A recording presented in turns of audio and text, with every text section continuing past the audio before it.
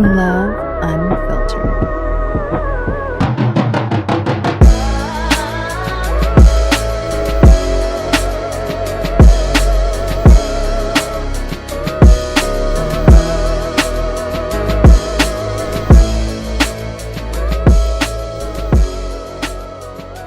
Unfiltered exclusive podcast. We have a special guest, Siarra Devon. This is a special exclusive interview of me and her. Let's get going. Okay, peace, y'all. So, first and foremost, gratitude for you reaching out to me to interview you. So, this is your first interview? Yes. This is your first interview, so I'm honored to be interviewing him. You are a film director, you're a creator, you're a comedian, you are a dad, you're a husband, you from Asbury Park, you from the B-Way. I'm not. That's not. Hold on. I think you got the wrong interviewer. I'm definitely not from the B-Way. Please don't put that on me. Nothing wrong with it, but yeah, I'm from Red Bank. Okay, you New from Jersey. Red Bank. Yes. Okay.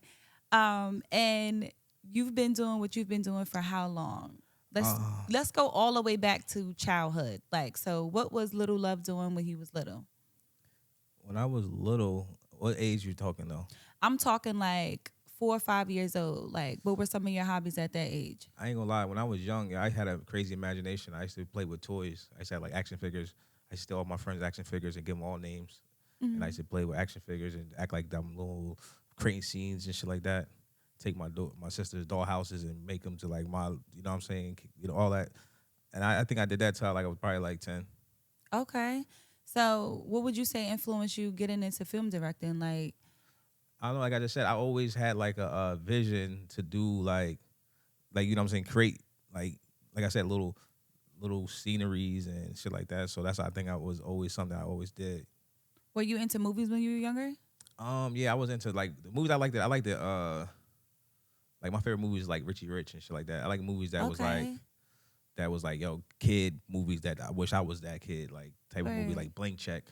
Okay. Yeah. So when you get into storytelling, like film directing is all about storytelling. So how did you get into writing?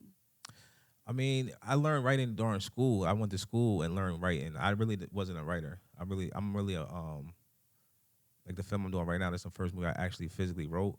I'm really more of a mental. I have it in my head and I just do it. So I'm just like a spontaneous person of coming to film. Like let's have this vision. Let's make it happen. Okay. So you learned hands-on. Like you never were you into it when we were younger? Because I remember when we were younger, you was like one of the first people that was on YouTube. Like you had this dance. I don't know the dance. Don't quote me on the dance. But he had some dance. And I just remember when YouTube came out, like MySpace, y'all was doing this dance. Yeah, a thing called Tippy Toe. Yeah, there we go. Yeah, it was called the Tippy Toe word. Yeah, that was like something. I know. You know what it was? We was just mad silly.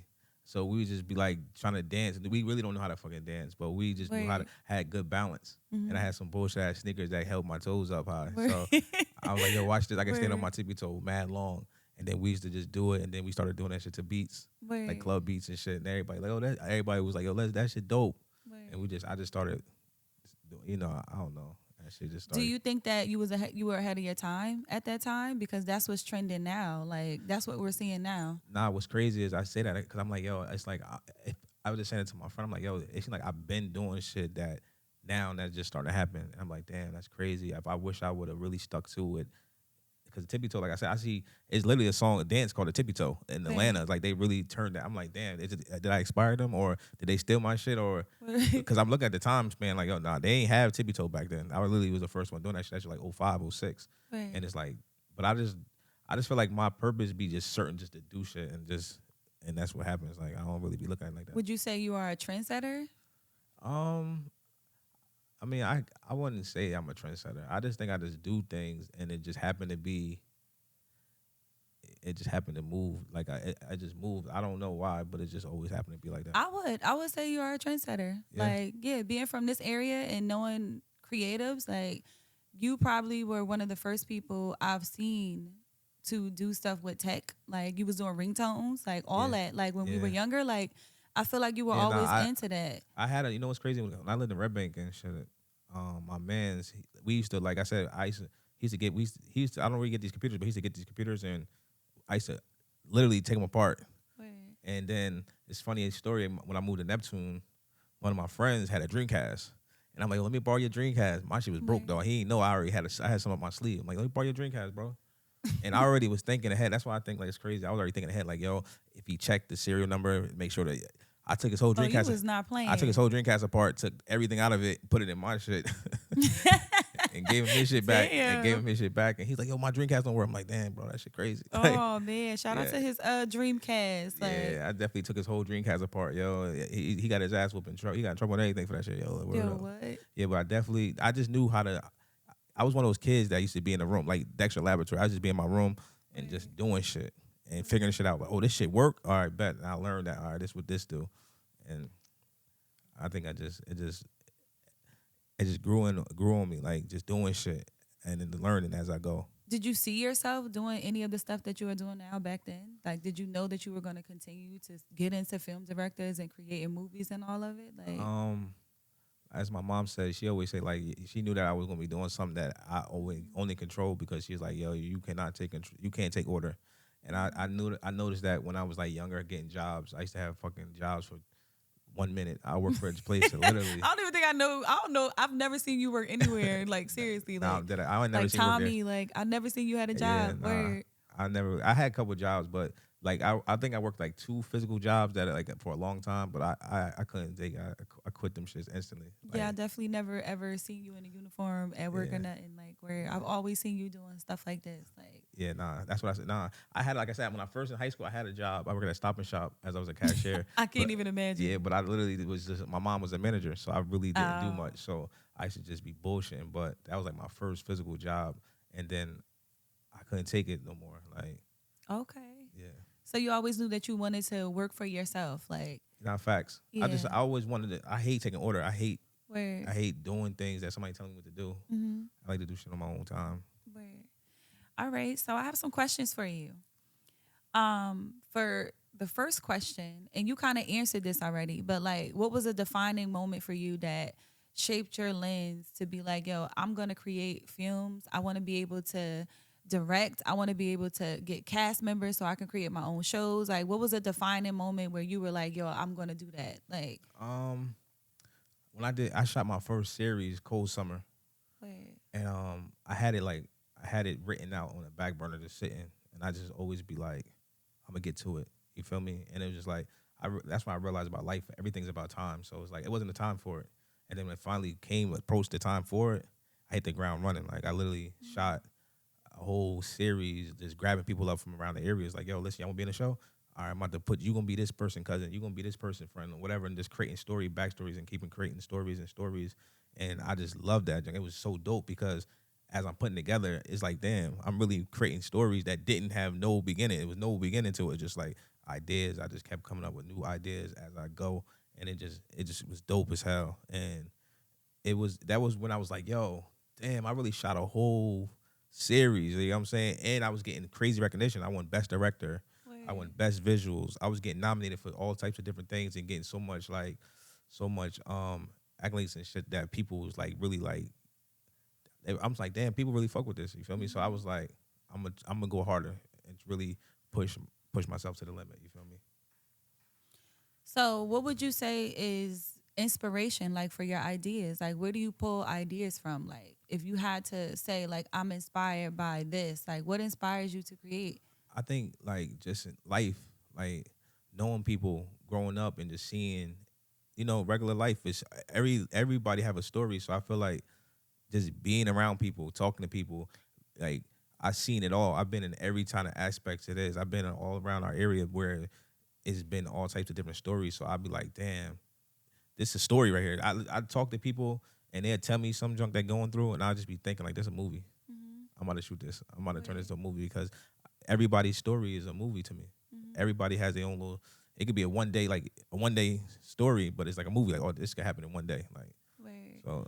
Yeah, and emotions is a big part of stories too, right? Like, people like to see themselves in the characters when they watching movies, or they see you doing your series, right? So did you have a particular idea of the type of people you wanted to cast, or you just had an open cast? I just basically was like, cause I'm for the people, so I'm more or less like, yo, if I feel like I can help somebody, like, yo, listen, come on, come rock with me, like, you know what I mean? And then I was just grabbing up whoever, like, and I built a lot of relationships and stuff with people because I wasn't really thinking it. I would never think about myself, thinking about like, yo, listen, you gotta look, bro. Like, you in the streets wilding anyway, bro. Come do that in here. Like, you got that look. You got this act. That's how you are. What did you go on camera? Like, I be trying to redirect them. Like, yo, listen, this is your life, but you can redirect it and be an actor. You know what I'm saying? So it's like I kind of just was just freestyling with grabbing people up, and I ain't really have a cast list or who I wanted. I just felt like when I was shooting, I'm like, damn, who I need? Oh, I got somebody. I know somebody. We need somebody short. All right, bet. I know somebody. You know what I'm saying? And I always keep relationships good with people. So I'm always gonna be able to contact anybody. Like a lot of the whole series I shot, like I literally was getting free locations like everywhere. Like I didn't pay for nothing. Like and it was all because it was just like good energy. You know what I'm saying? So when you think about the longevity, like when you're doing your series or your movies, like where do you see yourself going? Like I don't have like I feel like you never seen like a road that just keep going. Like I don't have an ending. I just want to keep going. Like I don't really stop. Like I don't really have like, oh, this is what all I want to do. Like I want to do everything. I don't have an end goal. Like I want to do everything. Like I want to push myself to the max. Where it's like, dang, even when I can't, like if you watch my movies, like they're not they my movies, but I feel like I push myself for anything I want for the scene, a jail scene. Oh, I gotta get in this jail. Like I gotta get this hospital. I gotta get this boat. I'm pushing for it to the max because I feel passionate about how my vision is. I won't want to do it if I can't get what I want in my mind. It's really not gonna work for me. So I kind of push for that, and I try every door I have and resources to try to make sure I can make it happen. You know what I'm saying? So when going back to your inspiration, like when you were younger, like what were some of your movies besides Richie Rich, like that made you feel like, yo, I see myself in that character. I want to be able to do that when I get older. I don't know, like I really my favorite director was John Singleton. So like I liked it, like Boys in the Hood, because you know growing up, like we like a lot of my guy friends growing up, we ain't have fathers, so we all was like our own like inspiration to each other. Like we always looked up to each other. So I feel like Boys in the Hood, they had that one father that raised the whole, like he was like the whole hood father type of thing. And that movie was like always like a good thing to me to remember back to, like, dang, this how my life is. You know what I'm saying? Like we all look, it'd be one father that raised everybody. Like, yo, everybody looked at his dad because everybody else's dad not there. You know what I'm saying? So I just like that movie really stuck out to me, and I'm really like movies that had culture, like our culture, like gang movies. Like we grew up around gangs, like Colors and South Central. That's all West Coast movies, but it's here on the East Coast. But it's just like those. I always wanted that to see how that culture is. You know what I'm saying? So watching those movies made me like, dang, it's like I want to shoot one of those type of movies too. Like, you know what I mean, and be in that to get the history and really create something that might be like, you know, history for. Do you think that we now lack that same type of fatherhood in our communities? Oh, for sure, because I feel like we lack that now because the fatherhood is younger now.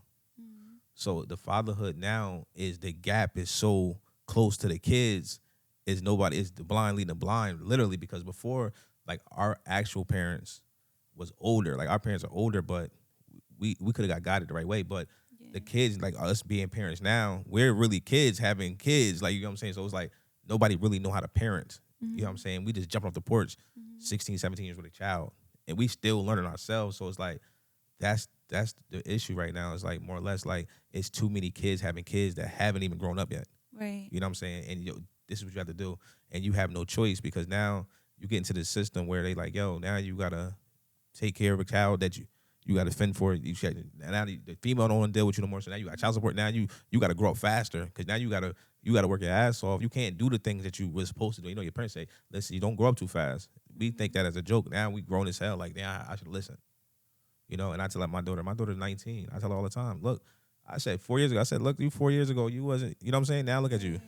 You gotta go get a job. You gotta provide for yourself now. Don't ask me for nothing. Don't ask me for nothing because you gotta find it out. You gotta find out because you want to be Miss Fast. You know what I'm saying? You want to grow up fast. This is what happens when you should have been a child, you know? And that's the thing about a lot of these kids. They want to grow up so fast and not really explore the young adult. Like none of these kids now don't even know about childhood. Like they grow up so fast. Like they off the porch. 12 years old. Like, Right. Do you think that they have the tools to be able to navigate adulthood? nah, the tools they don't have it because it's no tools that's given right now. The tools is taken away. Everybody it's like I said, it's the blind leading the blind. Like it's like basically dropping a whole bunch of kids and y'all find that shit out, figure that shit out. And it's Right. crazy because, like I said, if like our age group, if we don't reach out and try to redirect it, it's over. Because it's like the kids now, it's like they lost 100%. Like, No, I agree.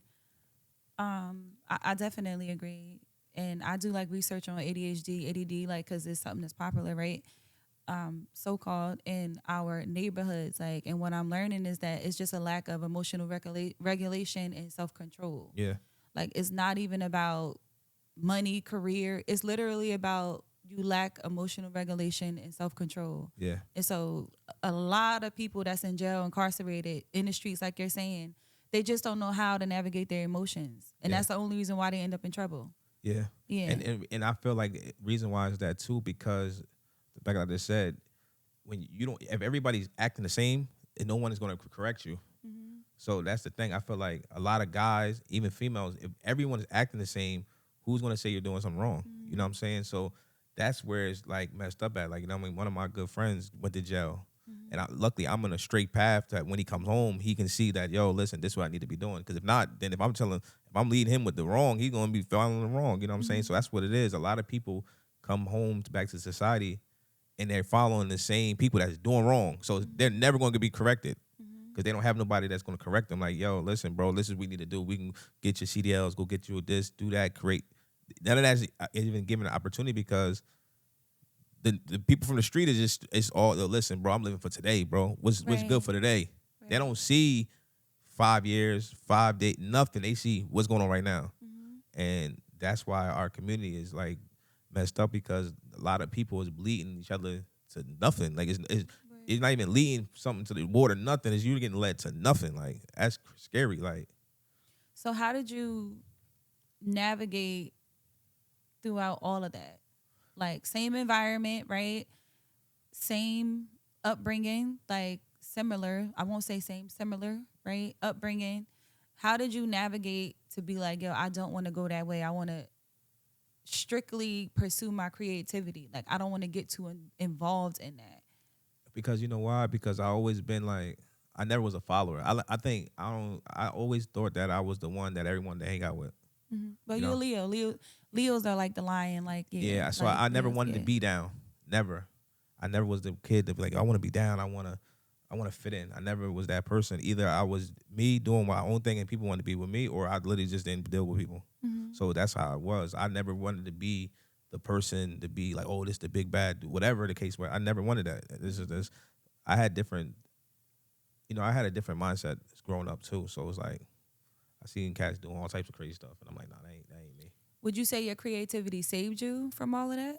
Yeah, for sure. I used to be, like I said, I used to be bad too. Like, don't get it wrong. I was bad too. Like, I ain't gonna lie. Like, I was a good kid. I was bad as hell. Like, Word. I used to be in trouble for sure. But it's that I just knew that it wasn't really like, I just think it was just like being in the wrong place, wrong time type of thing.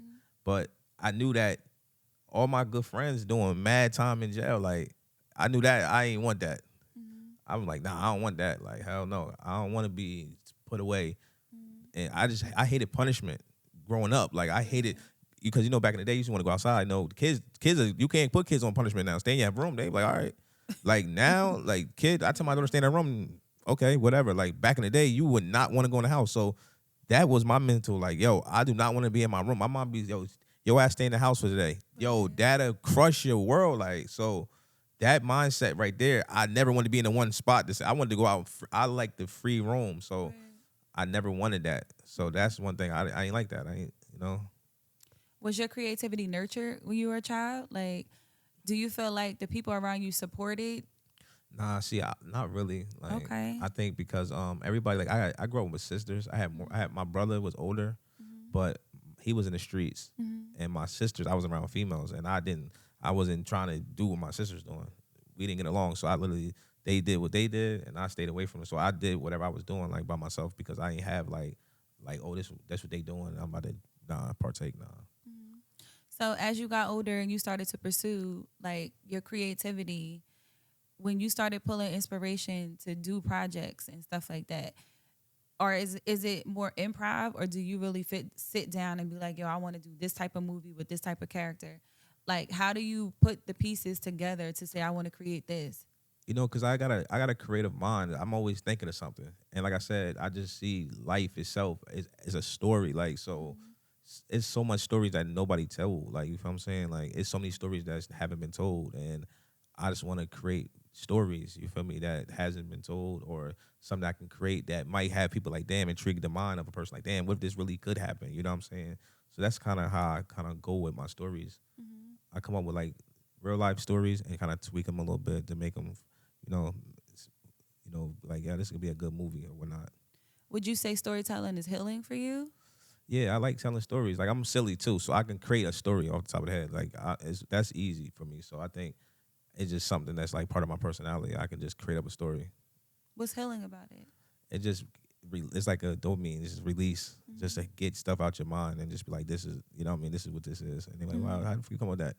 Like you just made that up? Like, yeah, that shit sound dope. You know what I'm saying? No, you're like, definitely good at improv. I'm gonna tell you that. Like, definitely good at improv. Like, yeah, I think that's what kind of created Cold Summer, because everything was Right. improv. The whole I never wrote nothing. oh, Yeah, so basically, what Cold Summer was more or less like a direction, but improv. So I was like, yo, you about to go meet up with such and such, and when you meet up with him, you're gonna say this, and I will let you say whatever it is that make the story go, and then we'll be like, all right, well, we'll continue off from that story, from that dialogue. You feel me?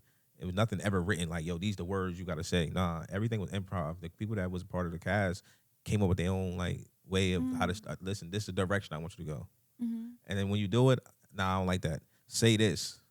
So people will be like, "Oh, all right, cool," and then it will just flow and it just be natural. And it seemed when you watching their acting, it's like, "Oh, shit, they really good acting." But it's like, nah, they just having a conversation from what I just told them to direct them to say and move with the story. You know? do you believe that with you pulling people from your neighborhood, like around here, like, do you think that is creating some type of positive impact for them to feel like, yo, I could do more than just be in the streets? Like, Yeah, for sure. Because I think I open up a lot of opportunities for a lot of people that where they be like, "Yo, bro, like." They like, yo, bro, if you never brought me in this, like, cause also it's getting the recognition, like, yo, people want to be known, like, people want to be like celebrated and be people come up to you, oh, yo, you did your thing in this, and that's a good feeling, you know what I mean? And me seeing that, giving that to people makes me happy. Like, dang, yo, this person, not saying he was a nobody, but it's like, yo, now you getting seen by people that probably never would have talked to you in your life, you know what I mean? And hopefully that sparked the interest to where you be like, dang, I like this. I want to continue this. Like, you know what I mean? And I tell them like, listen, get into acting. We all actors in real life, but it's that you got to get some type of direction. We all really act certain times. Like, yo, you acting. Like, that's part of life. Like, we act, you know what I mean? Accordingly too. Like, you got, you know what I mean? It's all in the same nature. So it's like, why not get into it if you think is you did good in it? You know what I mean? when you say we all acting, like, do you believe that we are just characters in this world creating For our own sure. reality? 100%. Okay. 100%, because like I said, it's like you have to. Like that's like if you work in a corporate world, you have to act accordingly there. You have to change your voice up. Yeah, I'm always Smile. talking about code switch and be killing us. Yeah, you got to Yeah. change your voice up. You got to change the way you act around these people that you really don't. And then you get home, it's a whole different character. Yeah. It's just that's what it is. Yeah. It's a different character. Like, oh dang, yo, I really don't. I know a couple people that really whole different character at work, and then you see them, they just, man, yeah. And I always say it gets tiring. Yeah, because you have to put on the It's front. tiring, Yeah, yeah, because like, you got to it's keep really you got to keep that tiring. junk up. Yeah. And then just imagine they catch you outside of work, and now you like they got to catch you back. Because think about it, they gonna think because the first thing a person gonna think is yo, you acting different. It's because Yeah. it's an act. You have when you put a uniform on and all this, you're coming to act, not even knowing. No, that's true though. Not even knowing, like, yo, you coming to act. We want to put this uniform on. We want you to, this is the script we want you to, and this is what you're doing. You're acting. That's not you. It's not you. It's literally, nobody doesn't look at it like that, but everybody's literally acting. No, I agree.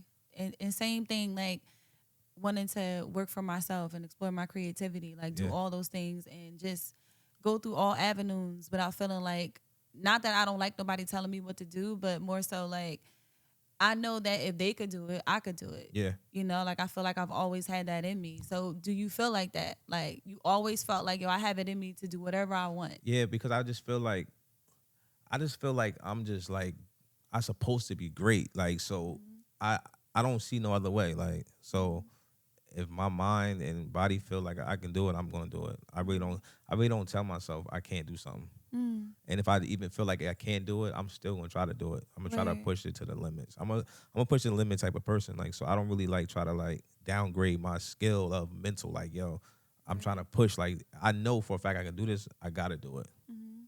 Or try at least, you know? Okay. Um, the film Blood Ties, right?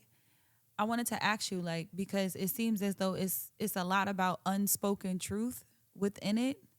So when you came up with the idea of Blood Ties, like, what was your thought process of creating that? Like, how did you come up with that? The title, all of it. Like, where was that pulled from? So blood ties, like so basically when I came up with it, it was like I'm trying to come up with a name, and I was like, the storyline was really crazy. I can't really go too deep about the storyline because of Wait. but Y'all gotta wait. yeah. So Wait. I was just like, yo, blood ties is like perfect because that word, when you hear blood ties, it's like it's some type of, you know, it's some type of connection going on. You know what I mean? So that was just like a perfect word for like a movie, you know. And I learned in school it's called log lines, and having like quick word, like a word that's catchy, and you like, oh, that's a catchy movie. Like it sounds good, like blood ties, like you know what I'm saying. So I didn't want to go too crazy on this title, so I think that was like it fit perfect. Yeah. If you could say anything about the movie, one thing, like what would you say about this project is different from Cold Summer? I just feel like I really put like a lot of my heart into this. I wrote this. I really feel passionate about it because I really physically, literally, like I didn't touch the camera this one. Like I literally directed. Like I didn't have to touch the camera at all. So I really feel like I really got to see it really from the writing to it unfold. You know, it's different. It just feels so good. Like dang, yo, this is something like I really did. You know, watching it, sitting back watching it. Like I'm not holding the camera. I'm literally like, yo, point the camera this way, do this, and all that is totally different. And it's like, with Cold Summer was different because I literally learned the game as I learned. You know what I'm saying? So it's a little different. Like this is way different. Like way different. Okay. Young you, 12, 13 years old now. If you could see the person you are today, what is one thing you would say to yourself?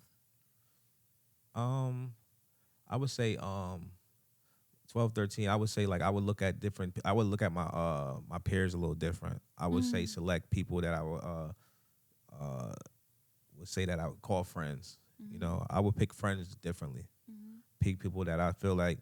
'Cause I feel like I hold people to a certain caliber of if I say you're my friend or brother, however I look at you, I feel like I hold that to a high standard. But then it's Yeah. like it's not given back. So I think I would probably pick a different type of way of how I would open up to people and letting them in. I think I let too many people in at a young age, and then they leech on you to where you like, dang, it's attached to you now. So it's like, oh, we grew up together, and it's that's a sigma to you, like, dang. So I feel like if I can go back and change the way I let a lot of people in, you know, I probably do that.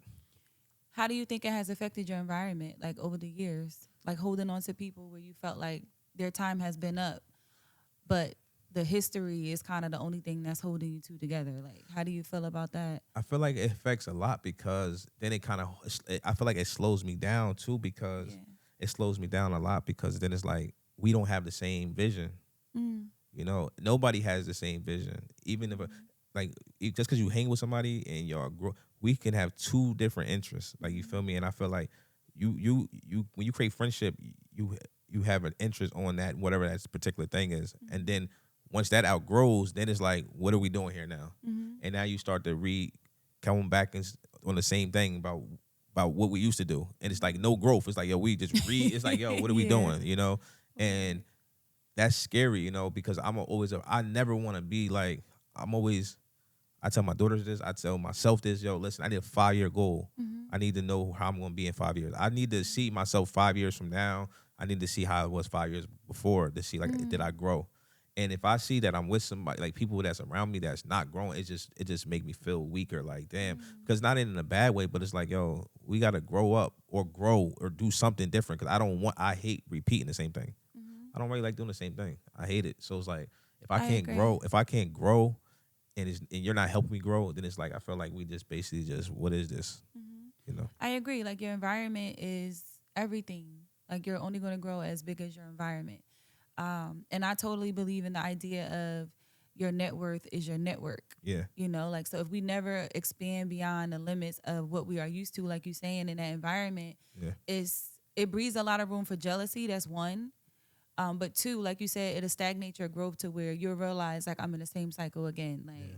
and so what's a vetting process like now as the man you are today where it's like when I'm attracting relationships and friendships, like do you have some type of standard to be like, I can have this person this close, this a business friend, like this is a personal friend? Like how do you delegate friendships and relationships now? So now, like, I really, truly like friendships is different now because it's like I said, I'm more older, and it's like now I see the value in people. So it's like it's just sometimes you just got to look at the situation and just be like, does this make sense? You know. And then some relationships you just need to like just let them die out. You know what I mean? In a good way, because you know some people take it the wrong way when you don't want to be friends, and it's like yeah, it just certain things just doesn't match with your lifestyle no more. It's like oh, they look at you crazy, like yo, you acting funny, like nah, bro. It's just like I'm not off that no more. I want to do something different, like, you know what I mean. And it's like some people don't see that for them. They didn't want to see you in the same limelight of where we started from. It's like nah, that's not me. And then that kind of changes the dynamics of friendship because now they see that of course I'm changing because I'm trying to evolve to something else, but you're not. You know what I'm saying? And that's where a lot of relationships start to fall apart. I agree.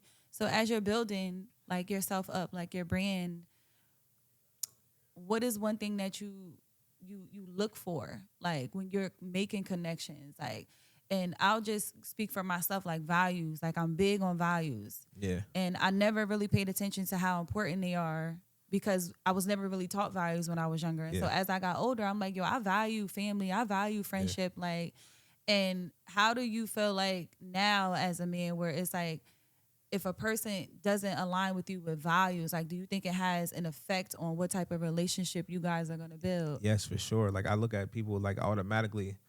My first thing is off the checklist is how you, if you have kids, how you raise your child. You know what I mean? And I look at that because I feel like me being a father, I feel like if you don't really take care of your child, it's like that's kind of like yeah, it's no loyalty. It's no gonna be the loyalty is gonna be really crazy because this is a child that you birth, and you're telling me that you rather give me more loyalty than your child. I know it's not real. You know, so that's the first thing on my checklist: how a person raise their kids, and then also how they also partake in their other friends. Like how you like, dang, this is a friend, this is your close friend, this is how you talk about your close friend. Like, so how would you talk about me? Like, you know what I mean? So certain things I look at and try to see like to wave it out. Do we, weave this stuff out? Like, nah, I don't really like it. So I think more or less it's like trying to understand like why people move the way they do. You know what I'm saying? Because you won't know it because you'll think that the value they value it, but it's really not. It's just like it seemed like it because it's the situation. But then you start to really decipher all the stuff that you're going through. Like, nah, they don't really value me. Okay, so for when you are creating your movies, right, and you're doing your shows, when you have to, I don't want to say deny, but how do you choose the right person to be like, okay, like I want to include you in everything that I'm doing. You didn't do so well. Like, is there a standard when you're casting people to be like you good for just this role, and then if you want to switch roles, like I don't know if you're going to be good enough for that. Like, are you coaching them when they're doing the Yeah, acting? 100%. I'm like I said, I'm a person of people. So if I have 5 people or I have 10 people, it don't make a difference. I'm gonna make sure I use all everybody because everybody has an asset to them. So even if you're not a strong role person, you might be somewhere else might make sense. You know what I'm saying? And I feel like I'm always thinking back to when I was younger. You know, when you try out for a basketball team and it's 20 kids come out and only pick 5. That shit is kind of fucked up. Like people don't understand that psychologically bother a person growing up. They might not never want to be a part of something because that one little time, like I tried out for basketball, I never made it. I'm never getting into nothing else. And I always feel that's my mental. I always think like give everybody a try. It don't even matter what it is. Make sure you might not be able to act, but come be a part of the freaking audio. Come hold the boom mic. Just come a part of. Just be a part of something because you never know. People get denied, and that shit mentally, like you know what I mean. And you never know how that make a person feel. You know what I'm saying? Because I know if I ain't good at sports, I never play sports.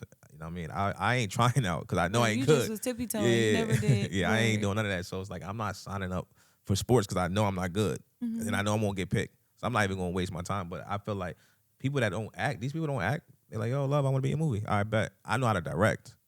I know how to direct you. Like, listen, this is what you got to do. I know, like, nah, you talking crazy. Let's fix your attitude, fix your way you talk. Let's do this. I have that. I don't know how I learned it, but it's just like I have a director mind. Like, listen, this is how you're supposed to do this and do that. And then they come off good, you know. And they be like, dang, I ain't believe I can. Once they see it on TV and see them acting, it's like, oh, I really did good. Like, you know, I feel like I did a good job, you know what I mean, teaching people how to act and being in parts of the movies and So stuff. going back to the statement you said about like rejection, because that's like a big thing, right? Like where people don't know how to accept rejection, and so it can be viewed as you deny me, like you say, where it could come off as anger, it could come off as frustration, or like it could be damaging to something else that they want to do, right? Yeah. And so going back to that, as a child, like, do you remember a moment where you were denied something or denied in a moment where that is where the idea of like, yo, I don't want nobody telling me what to do. Like, Yeah, nah, because like I always, like I said, I never, when I lived in Red Bank, I signed up for student council. Funny, I was popular, so I was like, yo, I'm about to run for this shit. Like, I'm about to try to be the president of the student council. Dead ass. So I had to write a whole thing and everything. I never forget it. And I went up against this female, and we had like a debate and everything, yo. I won vice president. I wanted to be the president. She won vice president. And I was mad as hell. Like, damn, he cheated me, like, you know what I mean? And I didn't even want to be that shit no more because I never wanted to be second. I wanted to be the president, you know what I'm saying? But for me to even become vice president of student council was mind blowing to me. I'm like, yo, this is crazy. Like, I did it. Like, so I feel like even back then, like, I knew that if anything I want to put my mind to, I'm going to do it. And I always succeed. Like, I never really done nothing where I'd be like, damn, I failed. I either be like, damn, I got to try a different way, and I still would do it. And then I'd be like, damn, I succeed. But I never really failed at things. Like, I don't really take it as like a failure. Like, you know what I mean? word. So where did you get your mindset from, like in regards to knowing how to counteract those thoughts? Like, because I know people have those thoughts. Like, there's probably somebody that's going to see this that wants to do what you're doing. Like, how do you counteract those moments? You know what it is? I kind of like, I look at the action. So I really don't move off of feelings because I feel like my feelings is my feelings, so I can't put them out there to everybody because then it's like, nah, that's a weakness. So I feel like to counteract everything is just basically just keep pushing. So you really just gotta try, and people just gotta do it because at the end of the day, if you don't do it, you're just not gonna know. You never know. Like, you'll never know. And that's how I learned. I learned like I'm just gonna try it or ask or do whatever, and if it's the worst thing can ever happen is no. And even if it could be a no, I still can try to persuade it to a yes. You know what I'm saying? At least give me a shot. I'm gonna try. Like, you know what I mean? I feel like people don't try. I feel like people just, they see something that's like far fetched and not even reach for it. Like me, I'm telling you, like I don't know if you've seen Cold Summer, but I had this crazy scene would have cost me $1 million. I had a jet where my man's come out the jet, literally airplane. No rent, no money, nothing. I went up to the lady. I said, listen, I'm shooting a movie, and I need a jet. Because I already seen it. I need the scene to look over the top. And she's like, yeah, well, go ahead. And I was soup because I'm like, dang. But I felt like if I would never push for it, and I just be like, yo, we just going to have let's have him act like he walking. Like, you know what I mean? It would have been regular, and it would have never been that impactful. But I feel like, nah, I need this to be over the top. Like, I need anything I do, like, and I think that's just how my personality is. I'm not doing nothing unless it's over the top, because if not, I don't feel good about myself. And then people might take it as, yo, you being mad, cocky, or arrogant. And nah, just me. Like, I gotta do this because it feels good to me. Like, I gotta do over top shit because it's just me. Like, and it's with anything. Like, I just like to do over top shit because it just makes me feel good. So how do you push yourself past your limits? Like, I just do it. Like, I don't really have a limit. So like, I'm like, this ain't. I just do whatever anything that's in my mind, I'm gonna do it. I really don't have I'm not gonna do that. Nah. I finished school. I can't believe I did that. Like, I'm like, yo, I went to school. You know what I'm saying? Like, no, seriously. yeah, I graduated college. Like, I'm thinking in my head, like, how did I do that? I shot 8 movies while I'm in school, learning how to be a film director. Like, so I know, like, my mental is different. Like, how you do that? Like, and I still succeeded. Like, you feel me? And I mad self tell myself I'm gonna quit. I can't do this. And then it's like, nah, now I got to the finish line. I'm telling myself that while I'm running to the finish line. Like, you feel me? So it's like, at the end of the day, I think people gotta just like do it and just don't stop. Cause I'm telling you, like, I wake up every day and I be saying to myself, like, yo, I gotta be. I'm thinking to myself like I gotta be a robot or something. Like I ain't normal, yo. I can't be because it's like the things I do and things I push myself to is like, yo, how the hell I do this? Like, and I got kids. I want my kids to see, yo, daddy is crazy super. Like, I want them to think that you could do whatever because I did it. Y'all can do whatever, you know. And I don't never want you to say. I tell my daughters, don't say you don't can't. When they say you don't can't, do not say that because you can do whatever. There's no limit. Like, try. And it's like, if you don't try, that's when you really failing. You know, people fail before they even do it. They scared them. True. Where they talk themselves out of it before they even try. Yeah. That's true. Like, so any inspiration to someone who is looking to pursue the same career that you are, and like, if you can give them some words of inspiration, what would it be? I would say just like, yo, open your mind up and just make it happen. You know, don't stop. You feel me? Don't let nobody put their doubt on you. You know what I mean? People will put that on you, scare the hell out you, and you don't want to do nothing. They'll tell you like, you can't do that, bro. You can't do that, sis. Whatever, and you be like, I ain't doing it. Nah, Right. don't let nobody put their doubt on you. Listen, block. I got people that I speak to that's like the most negative people. I keep them around me because that's push me. I need that. It's like it's my ear. Like, yo, I need that spark to like, yo, I can't do what? All right, watch this. I can't do what? All right, say less. That gets me going. I need to hear that. If you don't, I like competition on a low. Like, people don't know I'm mad competitive. I'm very competitive. So I want you to tell me some shit that I can't do. I want you to tell me whatever how you feel, and I'm gonna take that shit as super fuel for my fire. Like, and I'm gonna go crazy because that's what I like. I like it. I'm very competitive in a small way. Like, people don't even know I'm competing with myself. Big way. I would say big way. Like, I'm competing with myself. So I was like, yo, wait. I'm just like, all right, let's do it. You know, let's make it happen. Okay, so I want to play a game. Is this or that? Okay. So, Jordan Peele or Ryan Coogler? Jordan, hold on. So say this again. So, Jordan Peele or Ryan Coogler? Jordan Peele or Ryan Coogler? Ah, man, they both dope directors, yo. They both dope. They both got the crazy minds where they movies is crazy. I like Jordan Peele, like, yeah, he like, but then you know what? I like That's how I kind of felt. I'm gonna go with what's his name again? Jordan Peele or Ryan Coogler? Ryan Coogler, yeah, Ryan Coogler. yeah. Why Ryan Coogler? Ryan Coogler, like, cause you know what it is, me. Once I do my research on a person, I look beyond what they actually doing. I want to know, like, I want to see me in you. I see me in him, like, yo, he sound like me, and like his lifestyle, he growing up. I'm like, this dude dope. His character, I like his character. Like, I like people's characters. Like, I don't really care. Like, I feel like everybody can do something great, but everybody can't be a great character. And I think his character is super dope. He's young and he's hungry. He's going crazy. You know, I like that. I agree. Directing or writing? Directing. That was easy for you. Yeah. Love Jones or Brown Sugar? Love Jones or Brown Sugar? Brown Sugar fire. Brown Sugar is fire. Love Jones is also fire. I don't keep it real. I don't think I've seen Love Jones. I don't think I've seen Love Jones. I don't think I've seen Love Jones. Okay, you definitely gotta watch Love Jones. Brown Sugar is really good. And what's crazy, I just probably seen that like in the years like to come. Like, I honestly don't watch movies much no more. Okay. But I watch Brown Sugar, and Brown Sugar really good. Like, I want to create a dope love movie. Right. I do, but it's because that would make sense because your name is Love. That yeah, I would think make I think I sense. can make a good love movie. Like, I can really make a super dope love movie. But I'm trying to I want to get away from what I know. Right. I want to come out my element. Like, that's too. I feel like it's too easy. I can make a love movie like about some romantic story, but Right. I'm like, I like psychological thrillers. I want you to be like, what the hell's going on? Like, mentally. I want you to really open your mind up and just be like, damn, this is crazy. Okay. Belly or Paid in Full? I'm going to go with Paid in Full. I'm going to go with Paid in Full. Okay. Belly was dope. Yeah. But it's more like, I feel like Belly was more of a fiction movie. That's like.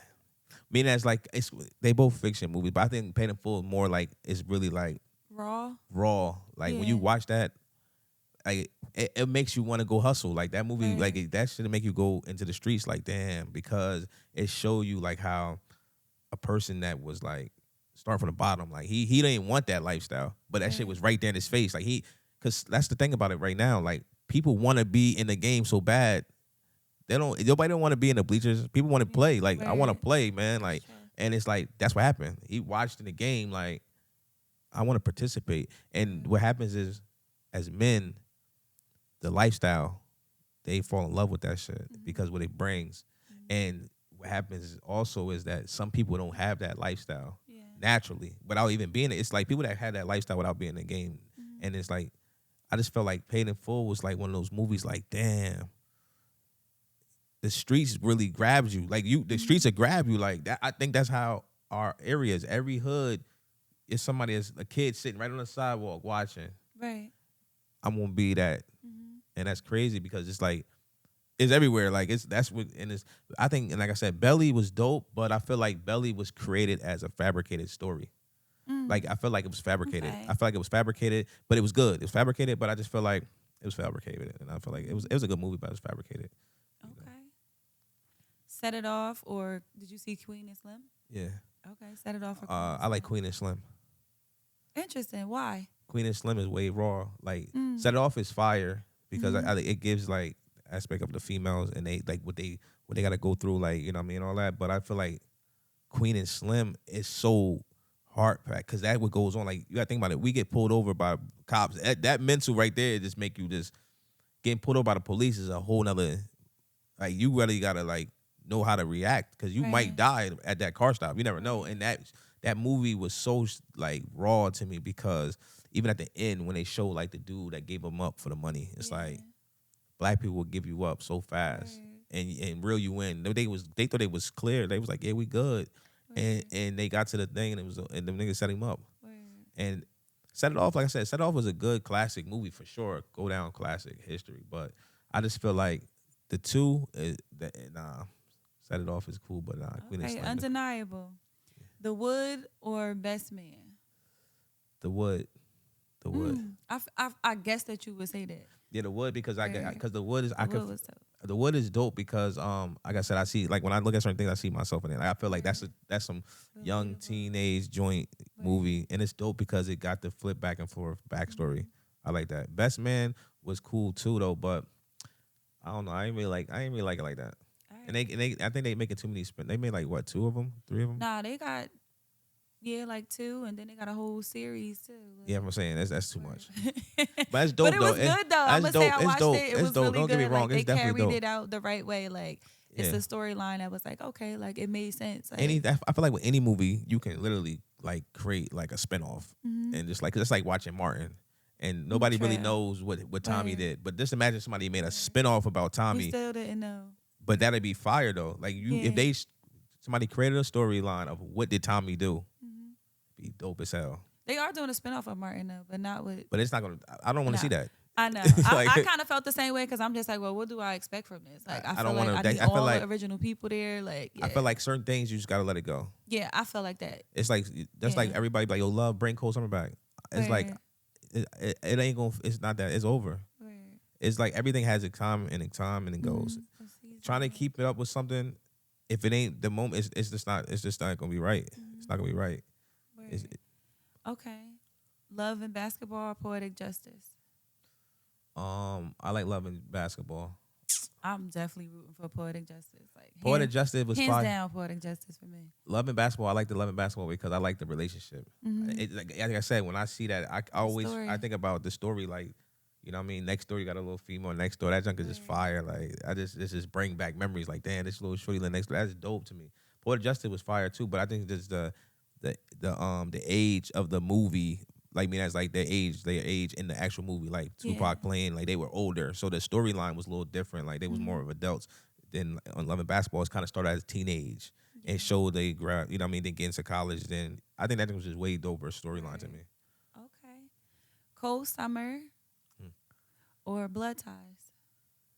Cold Summer or Blood Ties. I'm going with that was good. I don't know.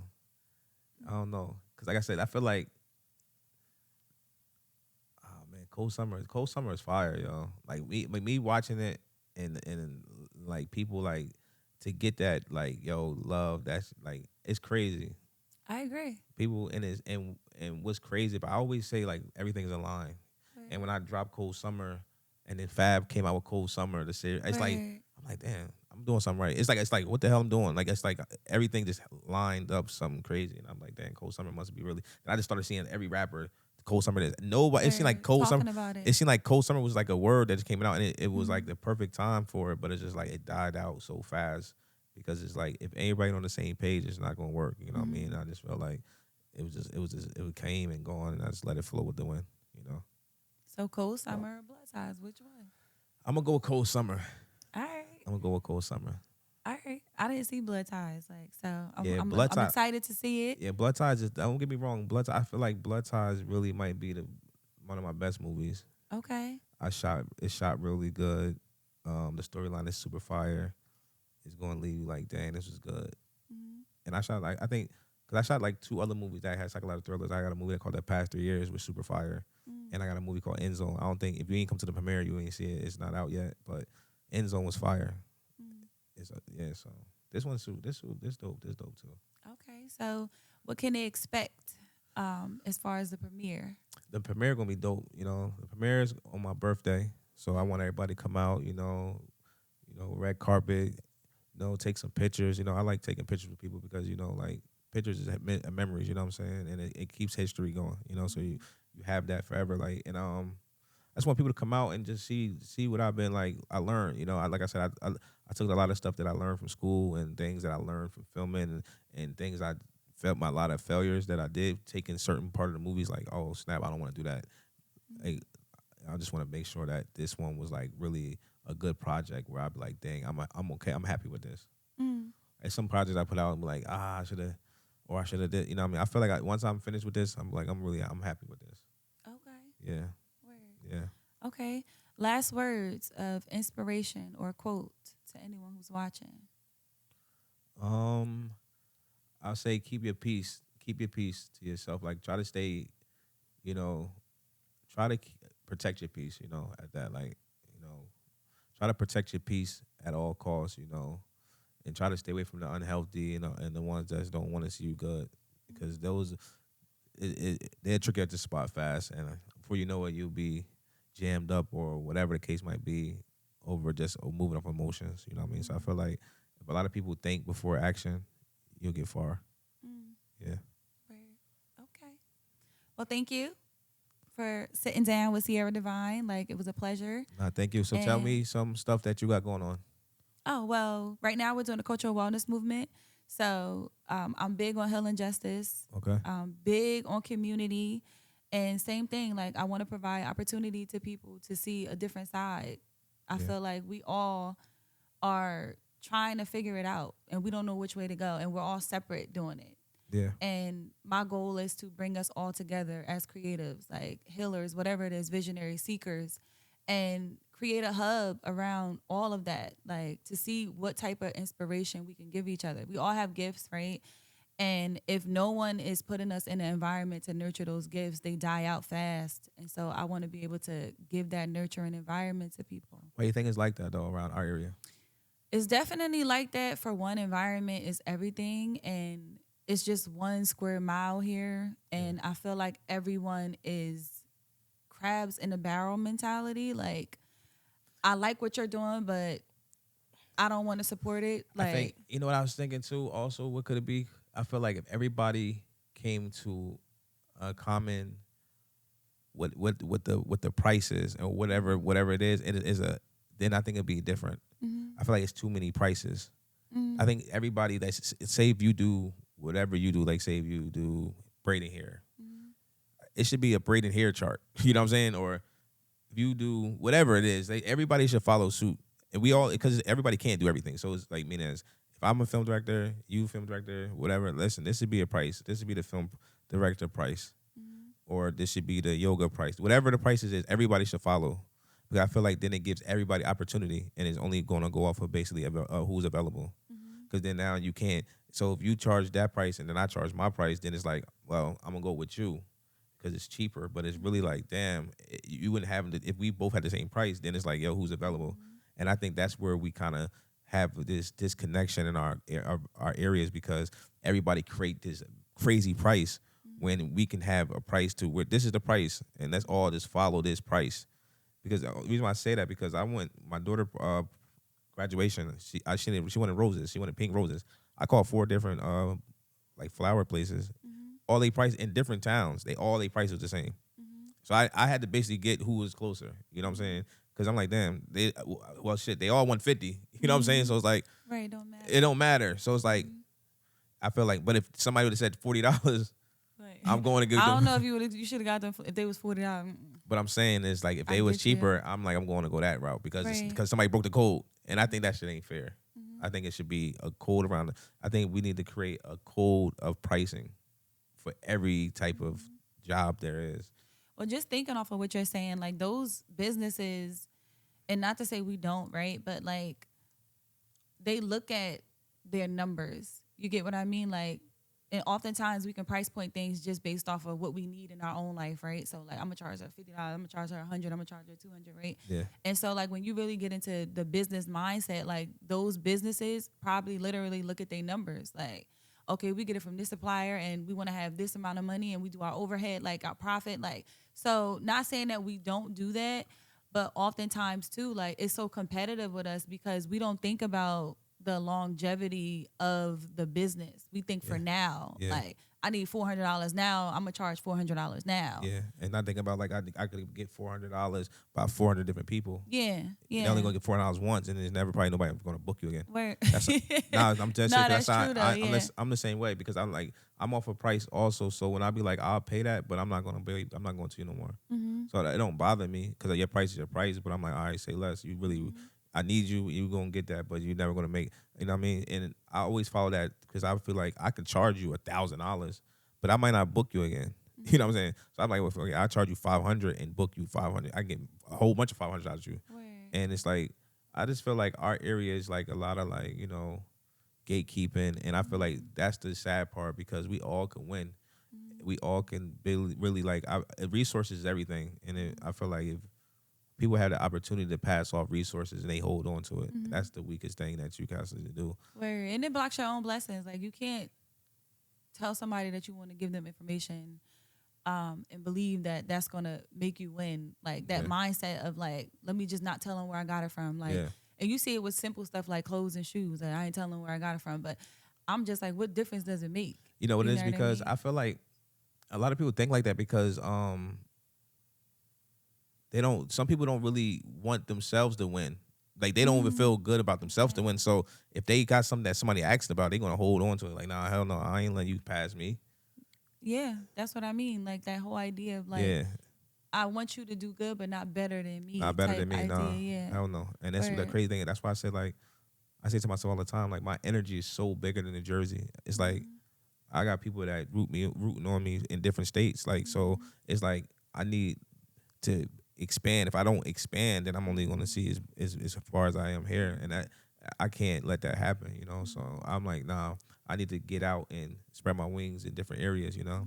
I shot 2 movies in Atlanta, you know, so it's like, okay, I can go out there and shoot movies. I can go somewhere else too. Like, there's no limit. I'm not gonna just be sitting in Asbury or Neptune like, oh, we shooting Cold Summer. Nah, I don't live off that. I don't push that. That's not even my demeanor. Like, oh yeah, I shot Cold Summer. It was good, but I'm way better than that. You know, that's a great thing I did. Like John Singleton, he don't talk about Boys in the Hood. You know, he got way other better projects. If he sit and think about just Boys in the Hood forever, he ain't gonna be better than what he is. You know, and I think that's where a lot of people fell at because we only stuck to what we did. A lot of people live off of what they did at one time. You know, or high school. Yeah, high school too. Like, I was that nigga in school. Like, what about now? Yeah. What have you done now? Like, what you gonna do in 5 years? Things change. Like, yo, people don't understand. Like, somebody could be the man today and tomorrow is a whole nother, like, shit happens. Like, you could be hot today and be cold tomorrow. Like, so people don't know how to keep their energy, like, positive and just be them. Whoever want to just be the man and be whatever. Like, nah, listen, if you chasing to be like somebody you're not, you're never gonna get nowhere. and your character is going to suck. And nobody's not going to like you, and that's the thing. People want money. I'm mentally rich. Like my mind, I feel like I'm rich. So even I might not have the money, but I feel like it. I wear my head high and I don't walk around like I'm, better than nobody, but I feel like I'm a millionaire mentally. So. Word. And I think success looks different for everybody. Yeah. You know what I mean? Like my idea of success 10 years ago is not my idea of success now. Yeah. Only because you realize everything outside of yourself is just a byproduct of who you are within anyway. Yeah. So like you said, you can feel like you're rich and you embody that, and everything else will just start to attract to you anyway. Yeah. It's a lot of people that desire to have more in their life, right? But they don't have that mindset. And so what happens is like you can be rich, right? But being rich and wealthy is like two different things. Yeah. Right? Like you could be rich, you get the lottery, I don't know, you get a policy, you get into an accident, you can be rich. Yeah. Like, but if you don't have a mindset, right, to be like, yo, I want to be wealthy. And to me, wealth means like, what can I do for generations that come after me? Right? Like, what can I provide to other people outside of myself? Like, because the more you receive, the more you give, and vice versa. And so it's like, how do you explain that to people in this area when they all feel like I don't have enough? Because the goal in our area is not even is so reachable. It's not like a goal to where it's like, yo, I need to have this big ass man. Like, we ride through Dale. Like that's like a goal. A good analogy, Dale. You know what I mean? That's a goal. Like we don't even know. Yeah. Like you go outside this door, like outside his house is humongous. Like you feel me? But our goal be like, I might get a car and shine on niggas. I might get a new chain and shine on niggas. I'm about to go to the club and pop 30 bottles and shine on niggas. I'm about to do this on niggas. That's all the mindset is to do on niggas, like, or females. I'm about to shine on these bitches or whatever. That's the mindset. The goal is never like, yo, I need a big ass house so my kids can live. Right. You know what I mean? That's not, they don't even see that far because the goal that they want to reach is easy. Like the goal they asking to reach is simple. Anybody can reach it. Right. That's why that's why it's a rat race where these cats are around here, because everybody's chasing the same goals. That's easy to reach. Nobody's reaching out buying real estate, doing things that's far as hell that you really got to grind for. These simple goals is simple. I'm about to buy a new car. I'm about to shine on. Yeah, that shit is not. Why do you think that? Like, where do you think that comes from? Like that mentality and that mindset. Like, because we was basically since forever. Like we basically was programmed to hate each other. So if that's just like if you're from the B way, the Boston way, like if you had everybody was almost there in the same predicament. So nobody could ever say nobody's doing better. Right, but let somebody come in there with a new TV, you fuck around. There's somebody coming in your crib. You know what I'm saying? You live. I know people broken nigga shit that was. You know what I'm saying? So soon somebody's doing something a little bit of better. Somebody coming in your shit because they don't want you. It's no such thing. That's why people in our area is so comfortable with living in these environments, because it's like, yo, we all have the same amount of shit. So I don't want to do that to you because we don't say, but it's let you do a little bit better. Oh, now it's on. So it's like, that's how the hood is. The hood is almost like, yo, y'all can have just a little bit where y'all all can compete with this little dumb shit. But step out of that shit, then they're gonna niggas get killed. Like you can't even get that far because the potential. Because soon as you feel like you're getting there, the motherfucker got you and it's over for you. Tying back to that, like when we were talking about the rejection at young age, right? Like where you in school and they tell you no, or that person like. So I think far as a mentality of like you said, let's just use sports as an example, right? Where it's 100, 200 kids in a school, right? Right. 2 of them are really, really good at sports, right? To let's just say to the school, right? So they nurture and they treat those children a lot different than those other kids. And so my first thing is like, so when those kids are extracted, because what they do is they take them out that environment and they put them in another environment, right? So all of the other kids that are left there, like my heart is with them. Like, so I wonder how those other children feel. Because they're going to feel like they left out, and they're going to feel like they're going to feel left out. Which why I think it breeds so much jealousy as adults, because we have this mentality that we all can't be successful. We all can't make it. And I feel like it starts in school. Like it starts in school. And also it's crazy that it's like this because it's really competitive. It's like, it's literally anything in life that you think about is literally have to be competitive. It's no other way around it, and it's been designed this way for years because it's no other way. You have to. It's like even like you taking your child to if your child played football, and he was the nice one on the team, and everybody come to see that one child, but they don't even know it was 11 other kids on the field. Nobody even care about those other kids, and it's like, yo, your kid is being outshined, overshadowed, and it's sad because now it's taken away from the kid that actually could be something. They only potentially showing this one particular child, like, and that's why our environment is so messed up because it's like whoever's growing up the best, that's who they focus on. Nobody else ever matter. Like, damn, that's crazy. So nobody else get the same treatment. It's everybody's just, this is the only person that we're talking about. Doesn't matter. And my thing is now is like, talent it don't even matter. You could be the best, whatever, but if you're popular, it overshadows all that. Popular wins talent all day. So it's like you can literally be better than somebody, but if you're more popular, you're gonna win. And that's what's messed up in our area. Popularity outdoes everything, and I feel like that's why our environment is the way it is because people don't look at like, yo, let's evenly. It's so much great people out there, but you'll never know. And people don't even want to come out and show their greatness because they gonna be like, nah, hell no. You know what I'm saying? I'm not doing that. Get played out, or people not gonna care. People that probably want to be poets, people want to do all types of rap, whatever, but they never show it because they feel like they're not gonna get the shine they're supposed to get because nobody's gonna recognize it. You're not that person that everybody's looking for, and that's the thing. And I think to go back what you're saying about the rejection is like, yo, I feel like we need, as a people, we need to, like, everybody should get that shine. Everybody should shine. Everybody should shine. Even the ones that ain't the greatest, everybody should shine.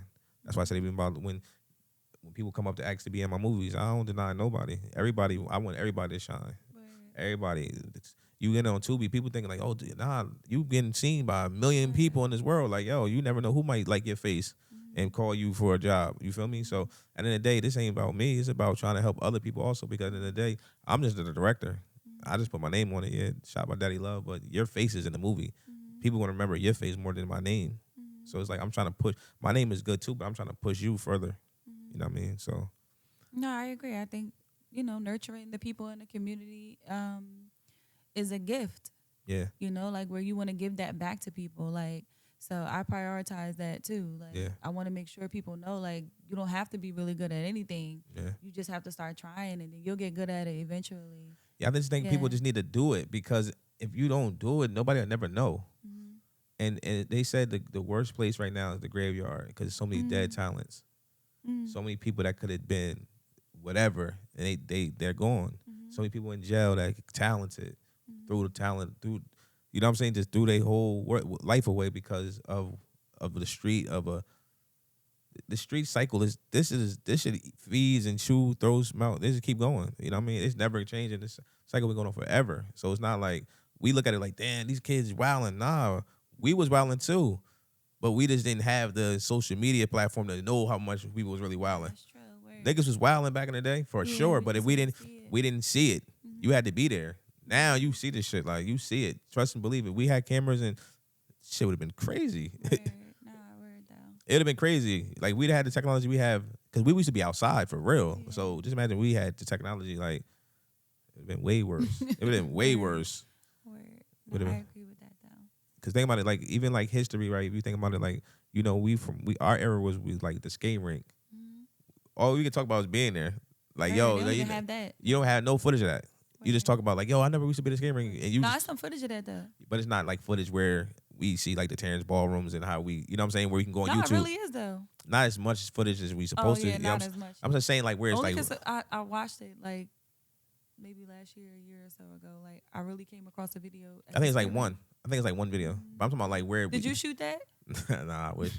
I wish I had some. Like I be thinking like, you know what's like, it's crazy because like Catone, you know, he started the Street Story DVDs. Like I tell my like I'm one thing about me, I always like I'm not a person to be like I'm the first. Nah, I tell my hat to people that's before me. You know what I'm saying? Even with God picks like Rodney, that's my guy. He did photography. He did my baby showers. He did my photo. He did. So it's never like, yo, I'm better than these cats. No, like I tell my hat, listen, I watched y'all. Like y'all know y'all inspired me too. Like y'all had some little inspiring doing that.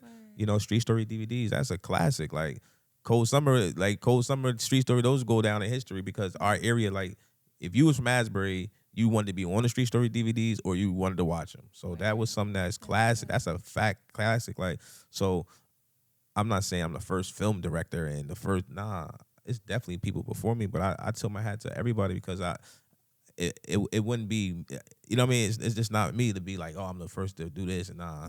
But I feel like we have so much talent to where it's like a lot of people could be doing way more. We definitely can come together and do more. You know what I'm saying? Like I see cats from up north, they got groups of people. They got a, Oh, that's the vibe you I'm know what I on. mean? Like, yo, we need a hub. Yeah. I'm telling you, like, And there will be a hub. It ain't even we need. There will be a Yeah. hub, like to nurture all of it. Yeah. And it's dope. It's because, like I said, you know what it is? And like I said, it's going to bridge the gap because people probably think that you don't want to do something with them because, like, oh, I'm not. People really be like, yo, love, oh, you too busy. Like, nah, I ain't. You never reached out. I'm busy, but you never reached out. I'm not the type of person like, oh, don't talk to me. Nah, I'm mad. I'm not that type of person. So it's not like you never reached out to me or let's collab or I got an idea. Cause I like ideas. I like to get my brain picked too. Like, oh, tell me something. Like, help me out. Cause I definitely be needing movie ideas and whatever. Like, I'm always for all that. But people be kind of like holding back because they feel like, oh, our area, like, oh, I ain't trying to just be riding somebody coattail or whatever. Like, nah, that's not. You know what I mean? It's like, nah, yo, The people. mentality. Yeah, the right? mentality is messed up because people scared to think that you can't reach out for help and ask somebody something.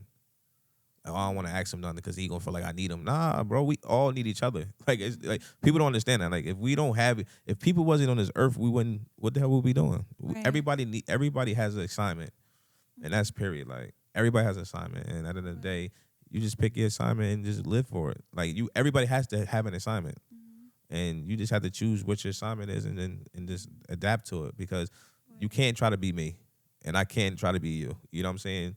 That's it. Like, once you understand that, you can't be somebody else and just be yourself. You're gonna get far. You know what I mean?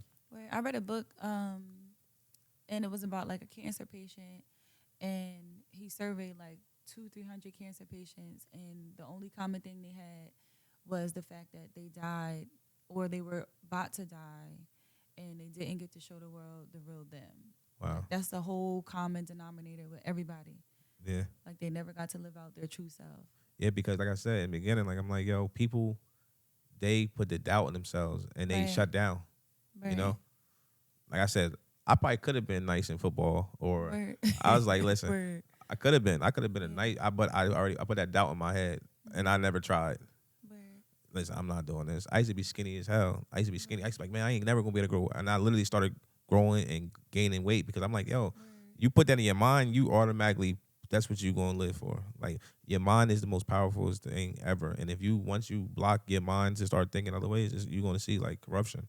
Right. And that's how I know like the mind is powerful. People don't understand how strong their mind is. You know. Word. Okay. Well, I appreciate you. I appreciate you coming out, talk to me on Love Unfiltered, and thanks.